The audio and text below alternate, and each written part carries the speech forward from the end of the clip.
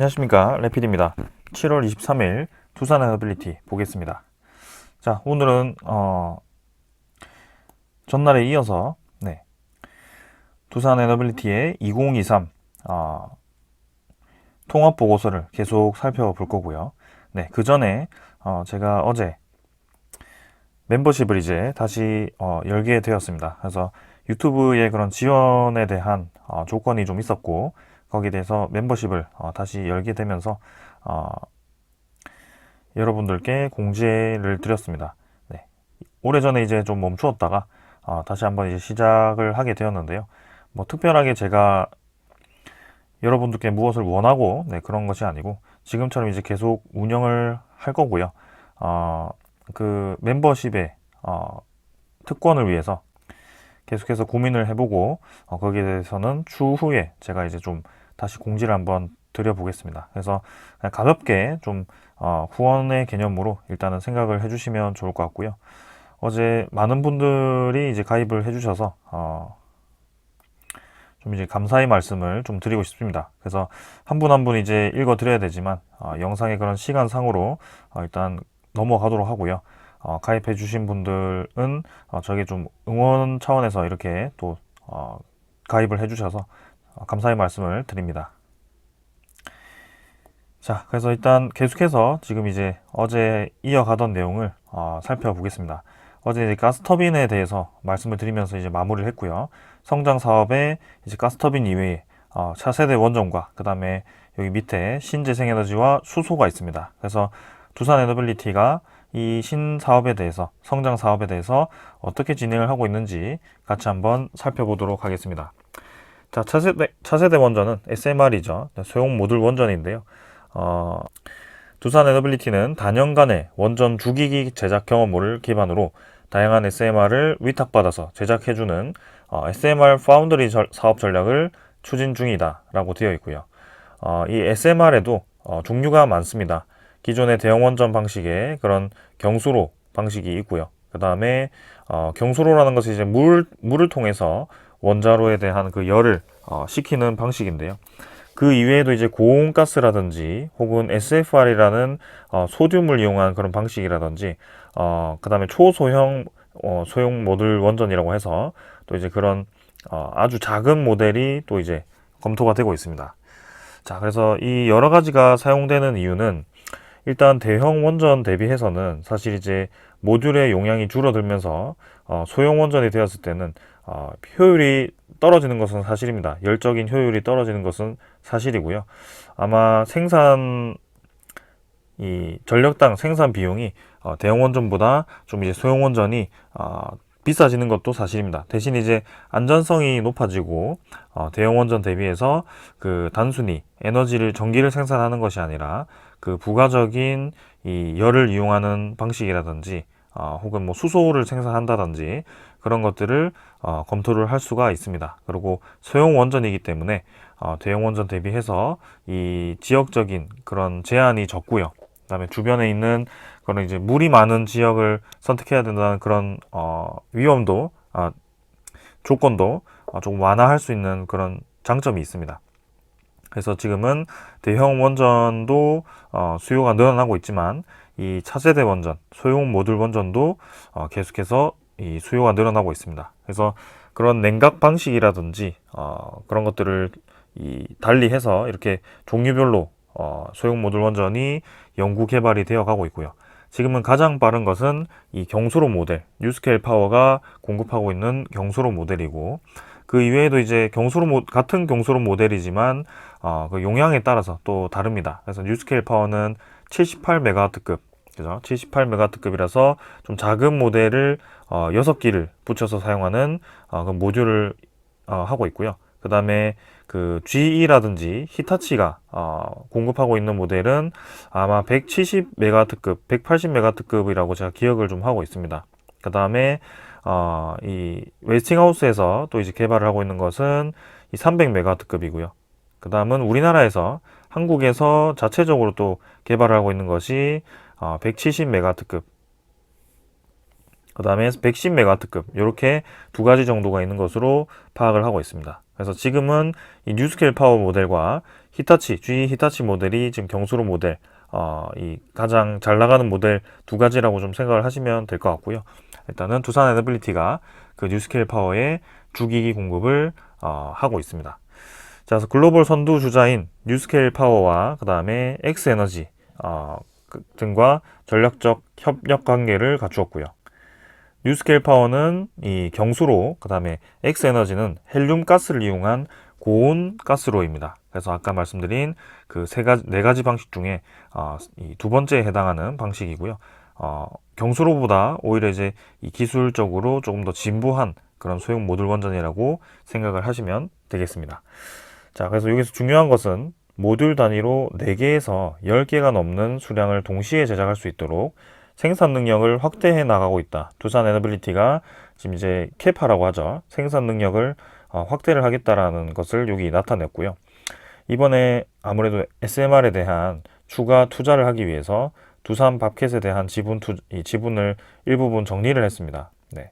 그 과정 속에서 한 3천억 가까이의 금액이 발생을 했는데 아직까지는 그 현금을 어디에 사용을 하는지 정확하게 오픈이 되지 않았거든요. 근데 두 가지 방법 정도를 생각했습니다. SMR 투자라고 한다면 직접적인 또 그런 뉴스케일 파워라든지 엑스에너지에 대한 지분 투자라든지 혹은 제3의 기업에 또 한번 투자를 한다든지 혹은 이제는 SMR 이 모듈을 많이 생산해야 되는 날이 이제 다가오고 있기 때문에 그런 공장의 라인을 개조를 하거나 혹은 증설을 하는 그런 데 비용을 사용하지 않을까 이렇게 좀 추측을 할 수가 있습니다.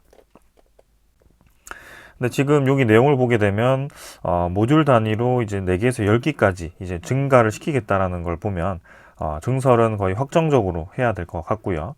그다음에 엑스에너지에 대한 지분 투자가 뉴스케일 파워 대비해서는 좀 적었기 때문에 엑스에너지에 추가적인 또 지분 투자를 할 수 있지 않을까라는 생각도 해봅니다. 그래서 최근에 웨스팅하우스가 아니죠. 워싱턴에 이 엑스에너지의 XE 모델 XE100을 또 12기까지 건설할 수 있다는 그런 소식이 나왔는데요.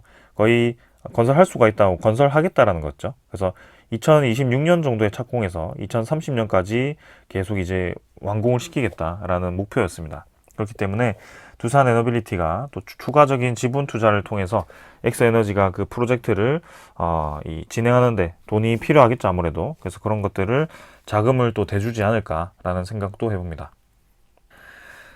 자, 그래서 지금 이 SMR 시장이 상당히 이제 크고 유망하기 때문에 이렇게 좀 자세하게 좀 언급을 드리고요.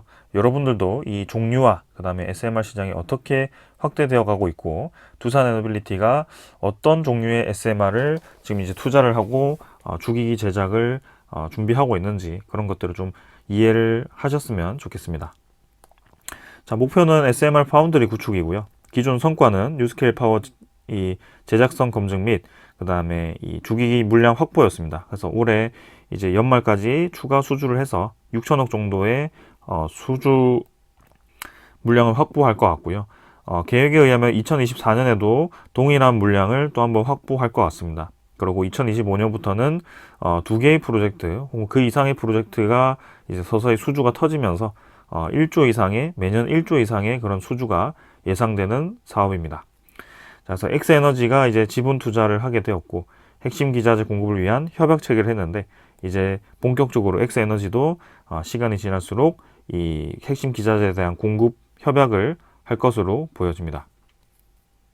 자, 지금은 이제 이 뉴스케일 파워의 초도기 기자재 소재 제작 및 후속 호기 사업인데요. 이제 후속 호기가 폴란드 쪽 혹은 루마니아 쪽이 될 가능성이 큽니다.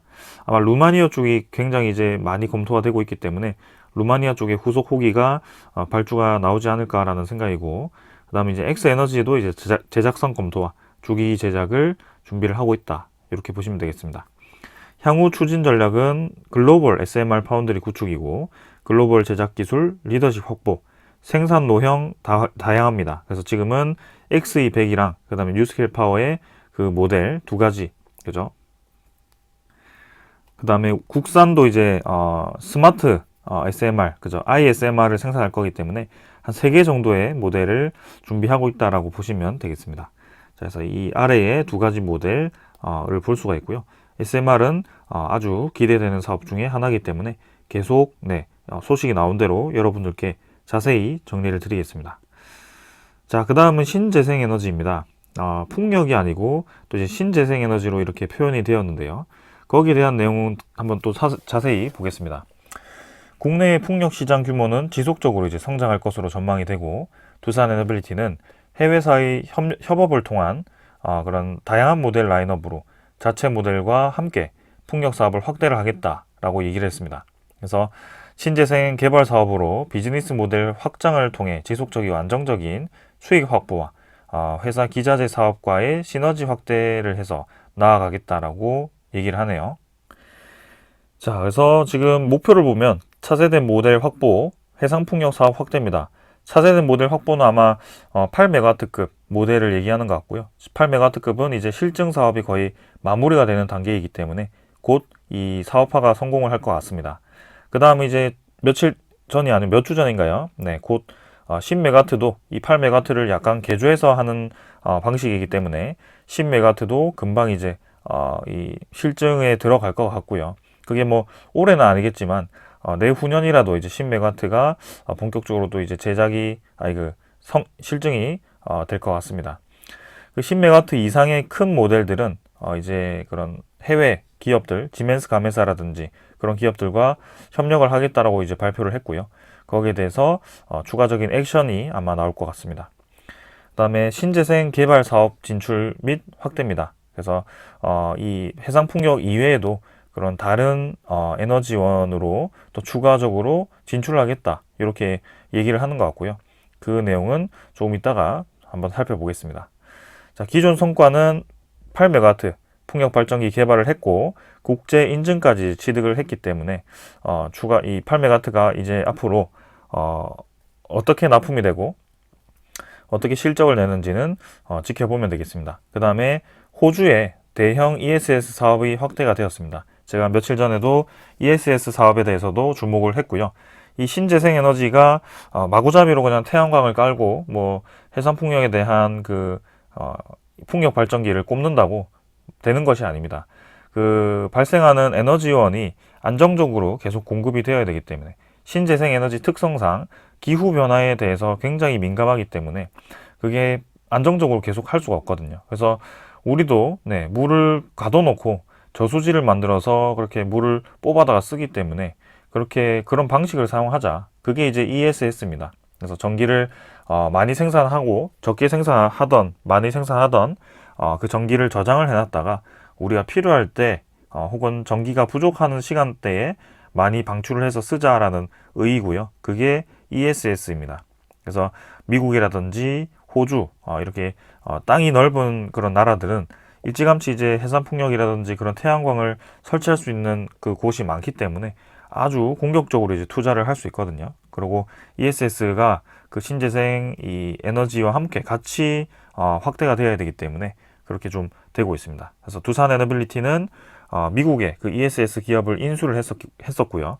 거기에 대해서 미국과 호주 쪽에 ESS 사업을 공격적으로 좀 하고 있습니다. 그래서 지금 호주 쪽에 ESS 사업을 확대를 하고 있고 아직까지는 추가적인 수주가 2021년 이외에는 없었습니다. 그래서 추가적으로 이제 소식이 나올지는 한번 살펴보겠습니다.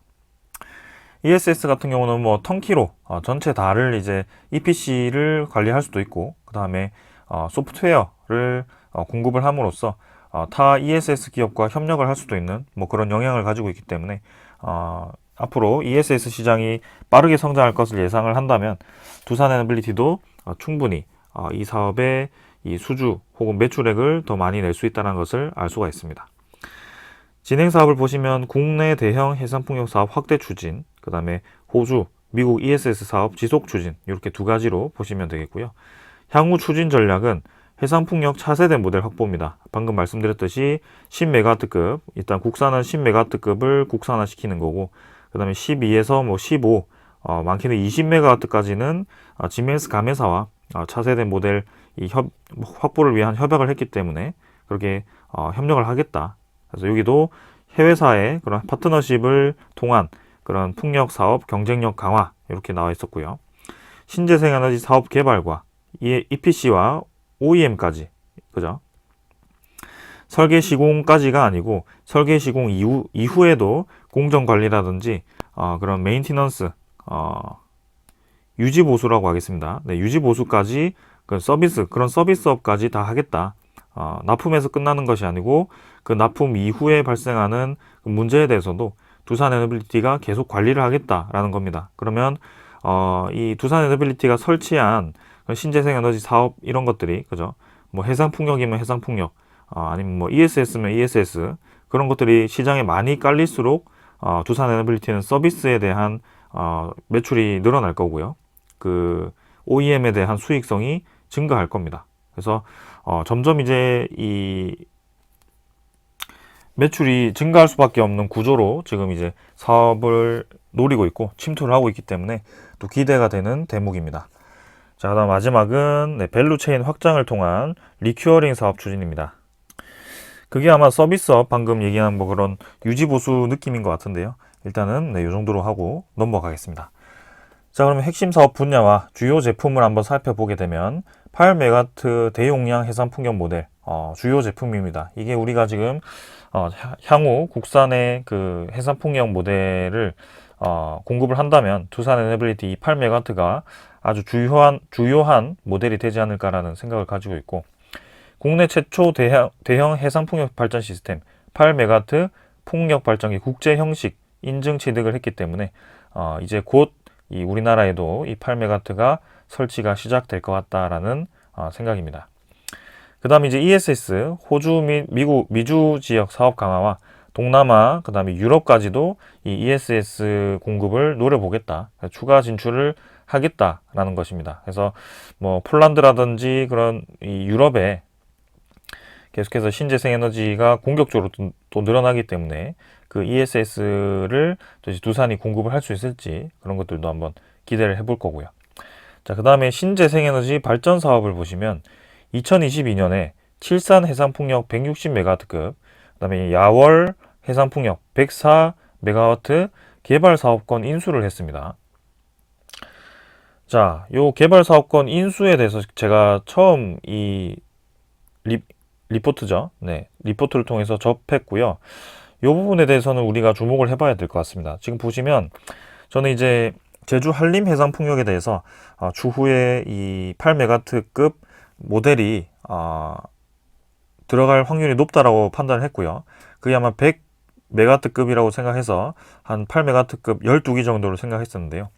지금 여기 보시면은 이 두산 에너빌리티가 2022년에 이 두 곳에 대해서 이미 개발 사업권 인수를 하면서 추후에 8메가와트급이 들어갈 수 있는 이 해상풍력 단지를 이미 점 찍어놨다라는 것입니다. 그래서 160메가와트면 8메가와트 20기고요. 그 다음에 야월 해상풍력 104메가와트면 8메가와트급 지금 13기죠. 네, 13기입니다. 그래서 합쳐서 벌써 33기에 대한 해상풍력 공급이 가능한 상황이고, 아까 그 제주 한림 해상풍력도 추가로 이제 들어온다면 두산 에너빌리티는 굉장히 많은 이 물량을 한꺼번에 또 받을 수 있는 그런 상황인 것 같습니다. 그래서 우리나라가 지금 해상풍력과 그런 신재생 에너지를 공격적으로 이제 늘릴 거기 때문에 거기에 대해서 분명히 수혜를 받을 수 있다라는 것이고요. 원자력을 이제 좀 비중을 늘리긴 했지만 분명히 신재생 에너지도 지금 이제 2035년까지 거의 이제 30%까지 이 에너지 비중을 높이는 거기 때문에 상당히 이제 높이 올리는 겁니다. 많이 늘리는 겁니다. 그래서 신재생 에너지가 원자력 발전보다 그때도 이제 비중이 낮긴 하겠지만 같은 동기간 내에 늘어나는 비율을 보게 되면 이 신재생 에너지도 우리나라가 굉장히 도전적으로 늘리고 있다는 것을 알 수가 있습니다. 네, 그래서 분명히 두산 에너빌리티는 이 방금 SMR, 그 다음에 대형 원전 이런 쪽으로 좀 이제 이름이 많이 알려져 있지만 이 해상풍력도 국내에서 유일하게 이 블레이드라든지 그런 높은 용량의 해상풍력을 국산화하는 유일한 기업이다라는 것을 좀 인지를 하셨으면 좋겠습니다. 자, 그래서 이 해상풍력에 대한 수익성도 앞으로 계속 기대가 됩니다. 그 다음에 창원 연료전지 40메가와트급, 광주 연료전지 26메가와트급 등 수소 연료전지 개발을 진행하고 있다. 요건 이제 두산 퓨얼셀 자회사와 함께 진행을 하는 것 같고, 그 다음에 여기 보시면 지붕 태양광 사업 11.7메가와트급도 추진을 하고 있다. 창원 공장에. 두산 에너빌리티가 태양광을 뭐 직접적으로 이렇게 수행을 하는 건 아닌 것 같지만, 태양광 사업에 그런 뭐 EPC라든지 그런 쪽은 또 가능할 것 같거든요. 그래서 지붕 공장의 그런 지붕 태양광 사업까지도 할 수 있다라는 것을 또 이렇게 추진하고 있다라고 합니다. 그래서 추후에 저것도 소식이 나온다면 살펴보겠습니다. 그 다음에 개발 사업 참여를 통한 신재생에너지 보급 확대 노력이고요. 신재생에너지에 대한 보급을 확대하겠다. 근데 이제 또 눈에 띄는 이 문구가 있는데, 신재생 개발 자회사를 설립을 추진하겠다. 여기 이제 개발 자회사거든요.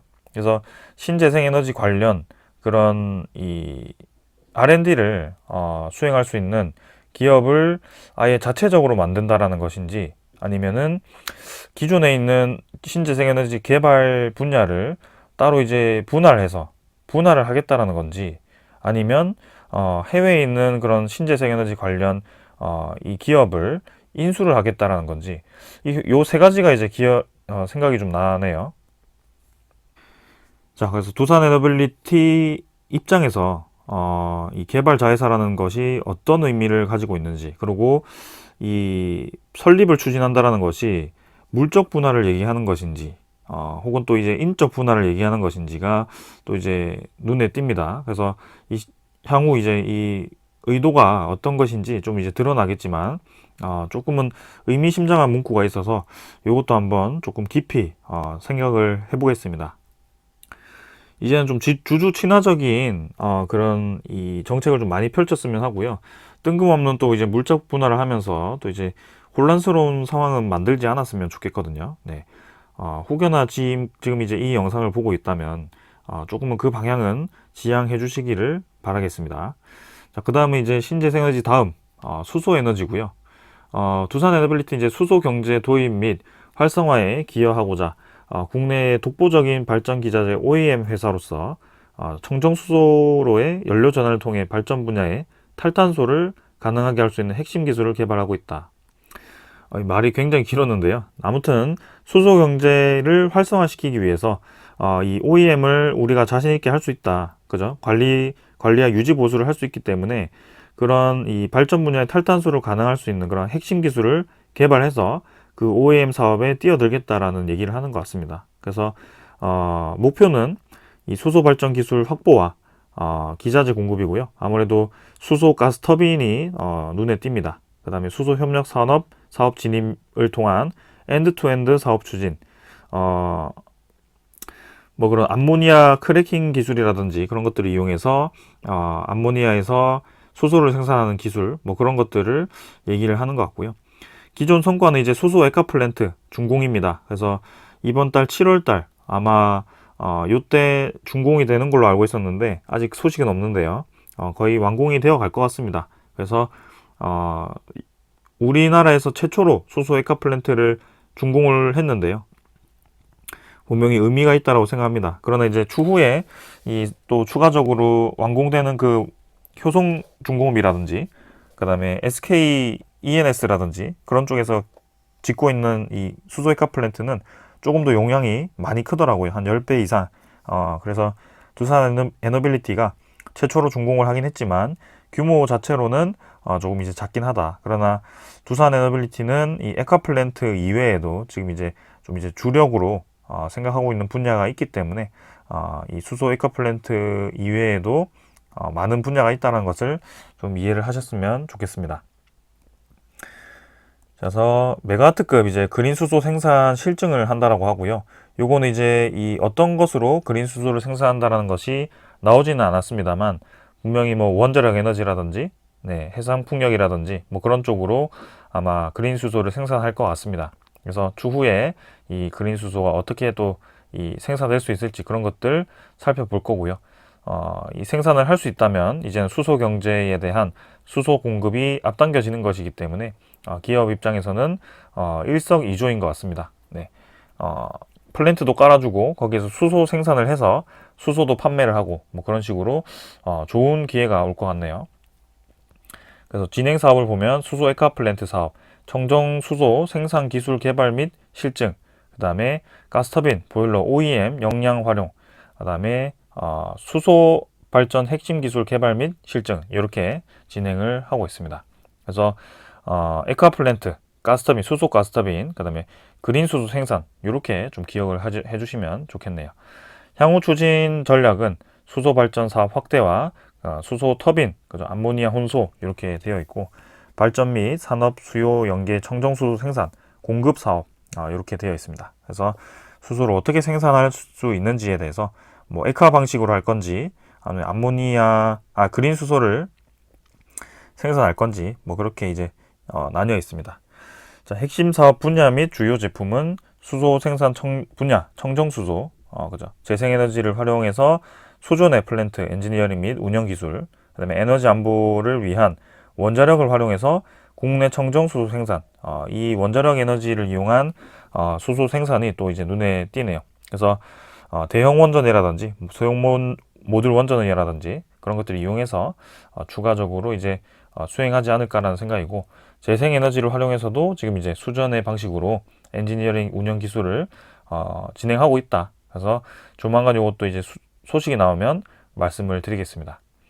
그 다음에 이제 수소 도입입니다. 그래서 협력 체계 구축을 통한 해외 청정 수소 도입, 그다음에 공급 및 국내 인프라 구축이고요. 수소 에카 플랜트를 얘기를 하는 것 같고 수소 터빈, 그죠? 세 번째는 수소 터빈입니다. 그래서 지금 이제 가스 터빈을 국산화해서 두산 에너빌리티가 주목을 많이 받고 있는데 가스 터빈 전 라인업 대상 수소 전소 혼소 모델 개발 실증입니다. 그다음에 USC CFB 대상 암모니아 혼소 기술 이렇게 되어 있습니다. 그래서 수소를 직접적으로 혼소를 할 건지 암모니아를 혼소를 통해서 간접적으로 수소를 혼소를 할 건지 그런 방법이 있을 것 같고 수소 발전 분야는 이제 연료전지 두산 퓨얼셀이 자회사이기 때문에 퓨얼셀을 이용한 연료전지 활용 발전 및 EPC 사업 참여 이렇게 되어 있습니다.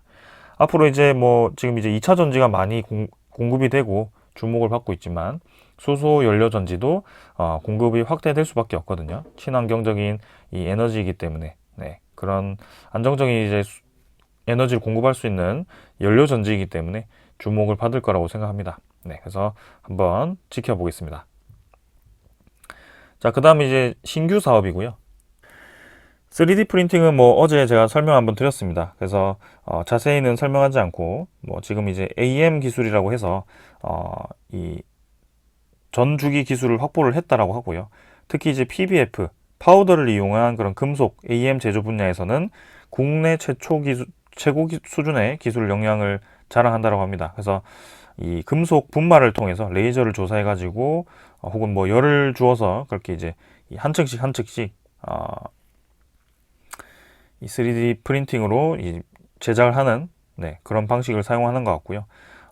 아무래도 레이저 방식이라든지 뭐 그런 것들을 이용하기 때문에 빠르게 그런 부품을 제작을 할 수 있는 것 같습니다. 그래서 부품도 사실은 우리가 일반인 입장에서는 그냥 갈면 되지, 뭐 혹은 자르면 되지 이렇게 생각할 수 있지만 복잡한 형상이라든지 그런 이제 표면 재질이라든지 이런 것들이 좀 중요한 소재 입장이라면 한 번에 생산하는 것도 중요합니다. 그래서 그런 기술을 지금 확보를 했다라는 것을 얘기를 하는 것 같고 지금 이제 국제 품질 경영 시스템을 도입해서 품질 요구 조건을 만족을 시키고 있다라고 되어 있습니다. 그래서 추후에 이 3D 프린팅도 좀 이제 주목을 받는 그런 사업이 될 것 같습니다. 그래서 프린팅을 이용한 그런 기자재 사업, 기자재를 찍어내는 사업에 또 이제 주목을 받을 수 있을지 한번 지켜보겠습니다. 지금 이제 뭐 원자로라든지 그런 것들을 3D 프린팅으로 하기는 어려울 것 같고요. 그거 말고 이제 뭐 가스터빈의 그런 터빈 블레이드 부품 이런 좀 조그만한 부품들을 생산하는데 지금 이제 도움을 주고 있는 것 같습니다. 자, 그 다음에 이제 독자 소재고요.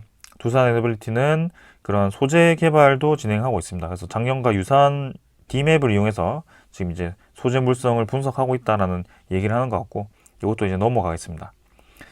디지털 트랜스포메이션도 이렇게 뭐 AI 클라우드 빅데이터 어제와 유사한 얘기고요. 그래서 향후에는 신성장 사업 디지털 경쟁력 강화, 그다음에 신재생 OEM 솔루션을 이걸로 하겠다. 그죠? 관리 신재생 에너지가 그 풍력 발전기라든지 이런 것들이 이제 해상에 있다면 사람이 직접 가서 모니터링하기 힘들기 때문에 뭐 그런 것들이 이제 원격으로 좀 이제 파악을 하고 관리를 하겠다라는 거고요. SMR을 이제 비파괴 검사를 하겠다.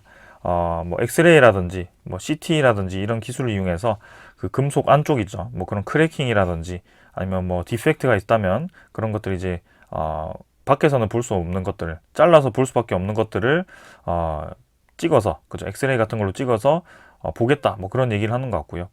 그다음에 가스터빈 솔루션 고도화. 가스터빈도 이제 이 효율을 높이기 위한 그런 공정 조건이 있을 것 같고 그걸 이제 얼마나 돌려야 되는지 그리고 가스터빈이 돌아가는 동안 어떤 문제가 발생했을 때 멈춰야 되는지 그런 것들을 데이터화 시키겠다 이렇게 얘기를 하는 것 같습니다. 자, 그래서 솔루션 어플리케이션 확대 추진과 에너지 및 제조 인더스트리 영역으로 적용을 하겠다. 그러니까 두산 에너빌리티가 단순히 이 제작만 하고 끝나는 것이 아니고 앞으로 이 제작 이후에 OEM 사업과 서비스 사업을 위해서 이 디지털 분야를 주목을 하고 있다는 뜻인 것 같고요. 이제는 우리가 공급만 하고 끝나는 것이 아니다. 우리가 이 후속 조치까지 다 관리를 해주겠다라는 얘기를 하는 것 같습니다. 자, 그래서 이 사업의 이 안정적인 수익을 위해서 앞으로를 준비를 하는 것 같고요. 네, 기대가 됩니다. 자, 근데 여기 보시면 신규 사업에 또 하나가 지금 빠져 있는데요. 2022년 보고서에는 있었는데 2023년 보고서에 빠진 게 하나가 있습니다. 폐배터리 리사이클링 시장인데요. 그게 분명히 이제 이 열 처리로를 작년에는 이제 그림까지 실으면서 좀 구체적인 계획을 세웠는데 그 내용이 지금 빠져 있습니다. 네, 바로 이제 기존 사업으로 넘어가게 되는데 이 사업을 이제 접은 것이 아니라면 분명히 이제 얘기가 나와야 하는데요. 최근에 이제 그린본드 발행을 통해서 그 2차 전지 관련 폐배터리 리사이클링 열 처리를 하겠다라는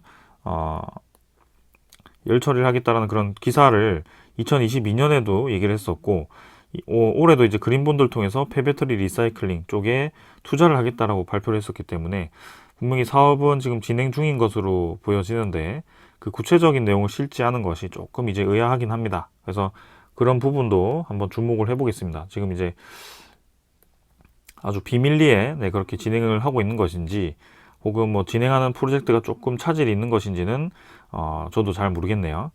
후속 소식이 나오면 말씀을 좀 드리겠습니다.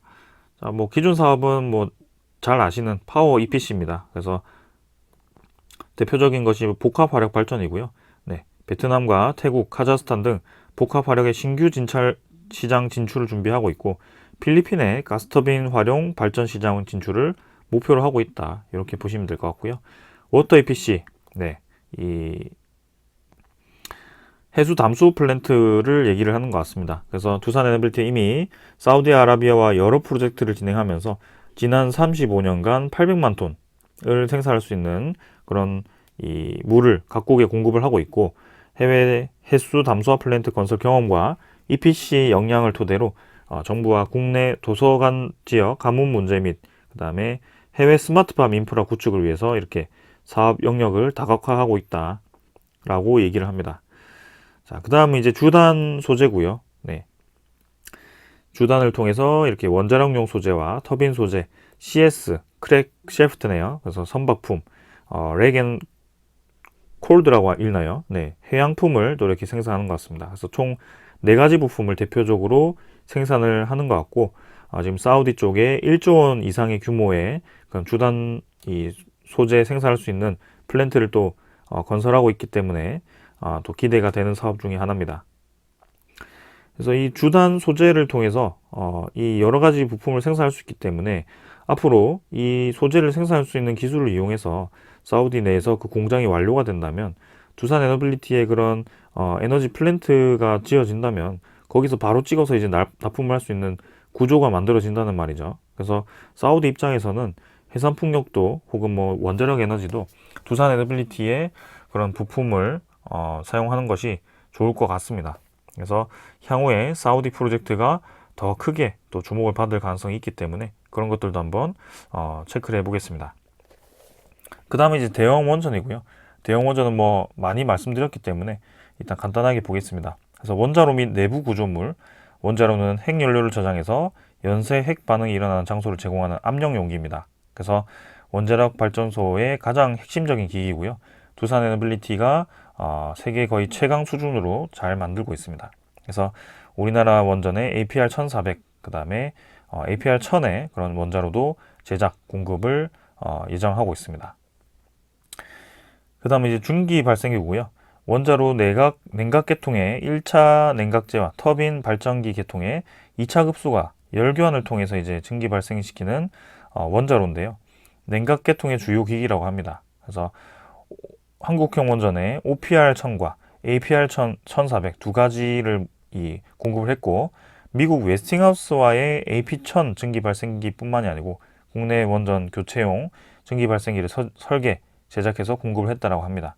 그래서 이 증기 발생기가 AP-1000 해서 웨스팅하우스에 납품이 됐다는 것은 아주 중요한 부분인 것 같고, 네, 향후 폴란드 정부 차원의 6기라든지 이 웨스팅하우스가 전 세계 각지에 공급하는 그 증기 발생기가 두산 에너빌리티 모델로 들어갈 가능성도 충분히 있다는 것을 이해하시면 좋겠습니다.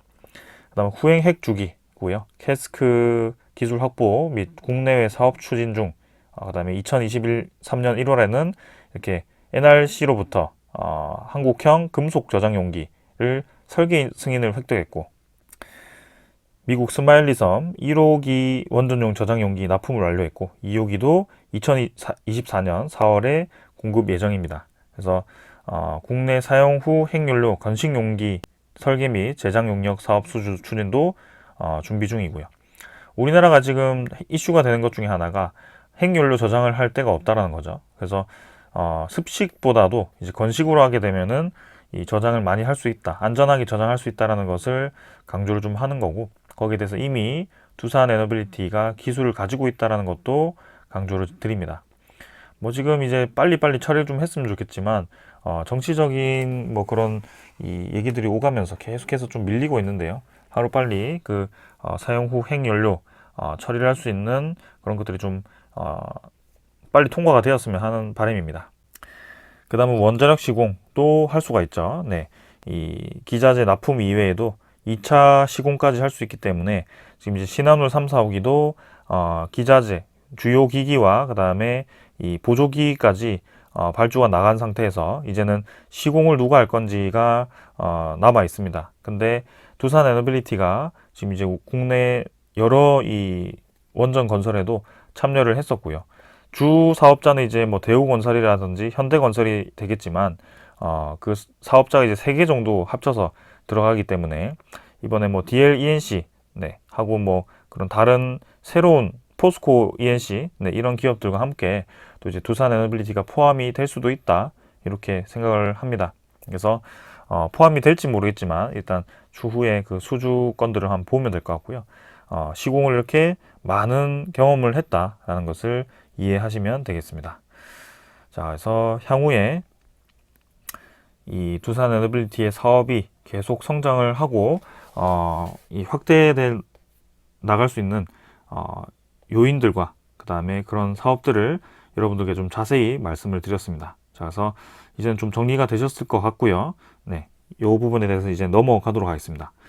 자, 시간이 좀 많이 되었기 때문에 좀 빨리빨리 넘어가서 마지막에 제가 말씀드리고 싶었던 것 중에 하나를 마지막으로 말씀을 드리겠습니다. 자, 너무 많아서 제가 이제 찾아서 이렇게 다시 왔고요. 자, 주주 환원입니다. 요 파트가 2022 보고서에는 없었는데요. 주주 환원에 대해서 이렇게 페이지를 만들어서 앞으로 이런 계획을 가지고 있다는 것을 간단하게 얘기를 한 것 같습니다. 자, 주주 및 투자자와 소통을 하겠다. 그래서 주요 인베스터 릴레이션 활동을 하고 있다. 그래서 IR 정책을 적극적으로 하고 다양한 채널을 통해서 주주 및 투자자와 소통을 하겠다라는 얘기고요. 그래서 이 NDR 미팅이라든지 1대1 미팅을 통해서 그 증권사 컨퍼런스 참여 등을 통해서 이렇게 IR 미팅을 적극적으로 하고 있고, 두산 에너빌리티의 그런 이 기업 가치 제고를 위해서 노력을 하고 있다, 대외적으로 노력하고 있다라고 얘기를 하는 것 같습니다. 우리가 이제 좀 직접적으로 수혜를 받을 수 있는 내용은 배당입니다. 배당을 포함한 기업의 주주 환원 정책 및 향후 계획입니다. 그래서 회사 정관에 근거해서 금전과 주식으로 이제 배당을 할 수 있게 지금 만들어져 있는데요. 분기 배당을 할 수가 있고, 분기 배당은 이사회 결의를 하되 그 결의는 이 분기 종료일 45일 이내에 해야 된다.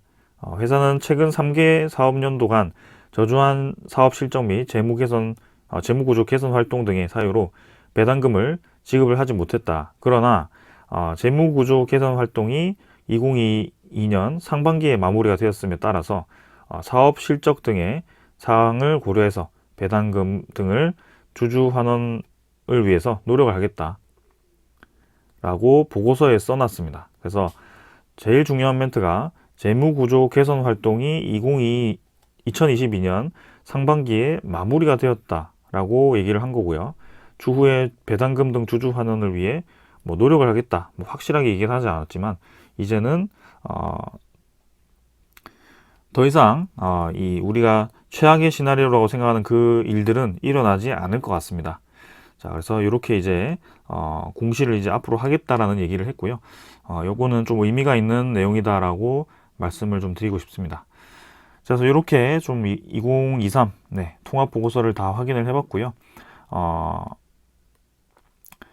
여러분들께 좀 투자하는 데 있어서 좀 도움이 되셨으면 하는 바람입니다.